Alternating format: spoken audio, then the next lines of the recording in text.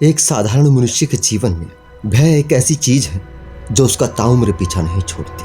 हर किसी को किसी न किसी चीज से डर लगता है और मनुष्य के इन डरों में भूत एक खास मकाम रखते हैं।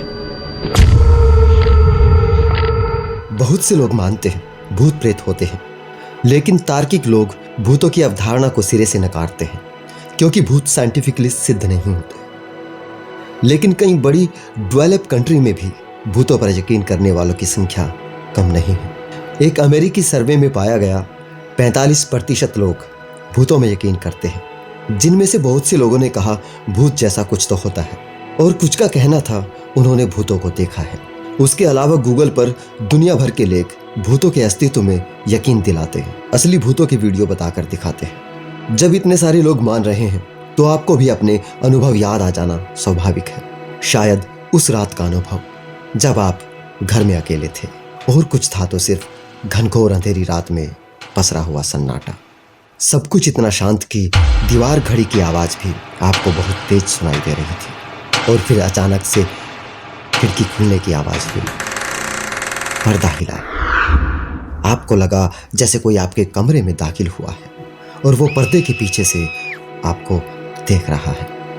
उस रात आपने रजाई में दुबक कर रात तो काट ली होगी, लेकिन उस रात के बाद आपके मन में एक यकीन जरूर बैठ गया होगा, कुछ तो था। भारी बारिश की अंधियारी रात में बिजली कड़कने की आवाज ही काफी होती है आपको डराने के लिए, लेकिन असल डर तो तब लगता है जब आसमानी बिजली की चमक के साथ आपको कुछ नजर आता है और अगली चमक के साथ वो ओझल हो जाता है। वो काफी होता है आपसे कहलवाने के लिए, कुछ तो होता है। बाकी आधी दुनिया टीवी सिनेमा तो है ही आपके डरावने अनुभव से हाँ में हाँ मिलाने के लिए। हमारे चारों ओर भय का बाजार लगा है, हर तरफ भय बेचा जा रहा है। स्टेशन पर लगे बुक स्टॉल से लेकर सिनेमा हॉल तक भय बिक रहा है। और बात करें भारत की तो यहाँ तो आपको हर चीज का ओवरडोज ही मिलेगा। यहाँ आपको भय खरीदना भी नहीं पड़ता, कुछ तो अपने मजे के लिए ही मुफ्त में बांटते हैं। यहाँ आपको हर मोहल्ले में एक से एक भूत कथावाचक मिल जाते हैं जो बड़ी ही कलाकारी के साथ भूतों के किस्से सुनाते हैं। कहते हैं भारत में हर कोस पर भाषा बदलती है, लेकिन भूत के प्रकार तो उस हर एक व्यक्ति के साथ बदल जाते हैं जिससे भी आप भूत का कोई किस्सा सुनते हैं। इसलिए भूतों की सबसे ज्यादा वैरायटी भी भारत में ही मिलती है। किसी ने उल्टे पैर वाला भूत देखा है तो किसी ने नाक के बल बोलने वाला भूत देखा है, किसी ने जानवर से भूत बनते देखा है, किसी ने भूत का जानवर बनते देखा है। पुराने समय में लोग नर भूतों को देखा करते थे, फिर बीच में खुले बाल, सफेद साड़ी में लिपटी हुई, मोमबत्ती हाथ में लिए फीमेल भूत नजर आने लगी। वर्तमान में बच्चों के भूत दिखाई देने लगे हैं। बहरहाल आज मैं यहाँ फिल्मी भूतों या किस्से कहानियों वाले भूत की बात नहीं करूंगा। यहाँ मैं उन लोगों की बात करूंगा जो दावा करते हैं उन्होंने भूत देखा है, जो अनुभव कर चुके हैं, जो कहते हैं कुछ तो होता है। आइए आज जानते हैं क्या वास्तव में जो भी उस डरावने पल में हमें डराता है, क्या वो भूत होता है।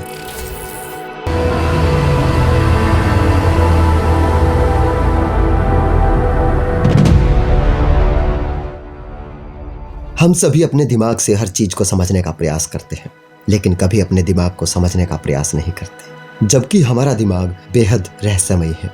हमारे दिमाग की बहुत सी खूबियां हैं और बहुत सी खूबियों में से एक का नाम है कल्पनाशीलता, जो हमें एक बेहतरीन लेखक, कहानीकार, चित्रकार, फिल्म मेकर या आविष्कारक कुछ भी बना सकती है। इस गुण को आप मामूली ना समझे, ये वही गुण है जिसकी वजह से मनुष्य इस धरती पर राज कर रहा है।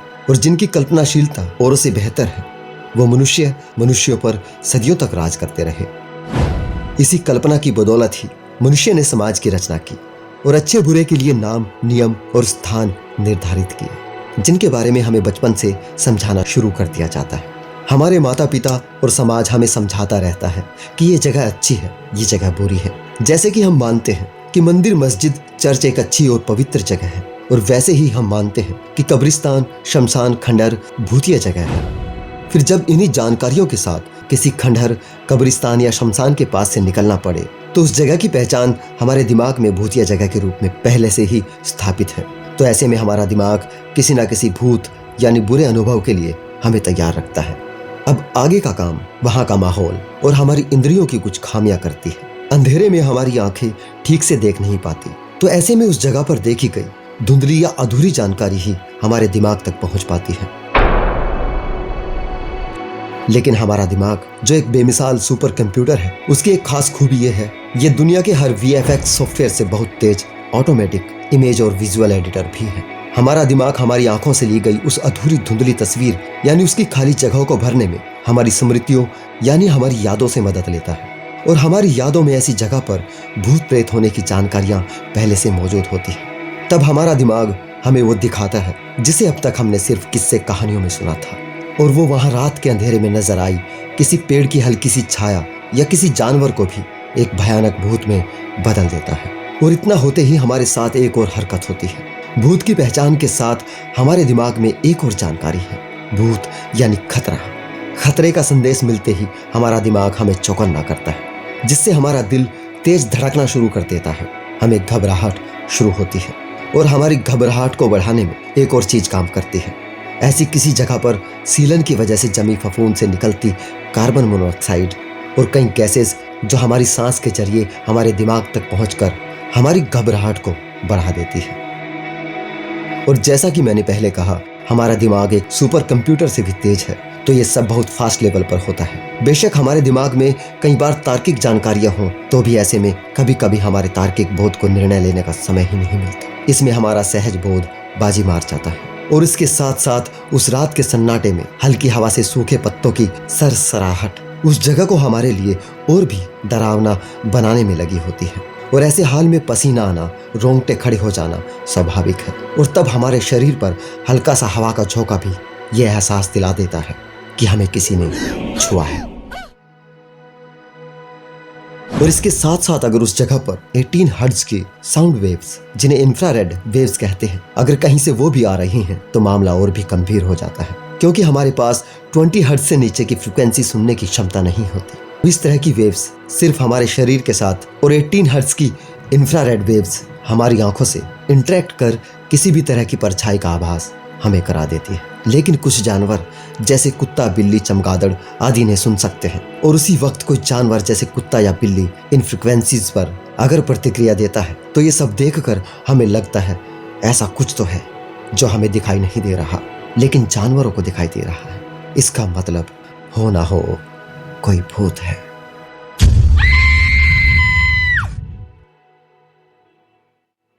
कल्पना कीजिए ऐसी जगह पर किसी टार्जन या मोगली को ले जाया जाए, तो उन्हें हमारी तरह ज्यादा फर्क नहीं पड़ेगा, क्योंकि उनके दिमाग में उस जगह के लिए कोई डर पहले से नहीं होगा। दुनिया भर की हॉरर फिल्में, हजारों लेख, वीडियो, बड़े बड़े पढ़े लिखे लोग और हमारे परिवार द्वारा बचपन से हमारे मन में बैठाया गया डर और हमारा खुद का दिमाग, ये सब मिलकर हमें डरा रहे हैं। तो हमारा डरना और ये कहना स्वाभाविक है कि कुछ तो होता है। लेकिन जब आप अपने डर का सामना करते हैं और उसके पीछे की वजह जानना चाहते हैं, तब हम देखते हैं उस रात हमने खिड़की लॉक ही नहीं की थी, जिसे बाहर से आती हवा ने खोल दिया था।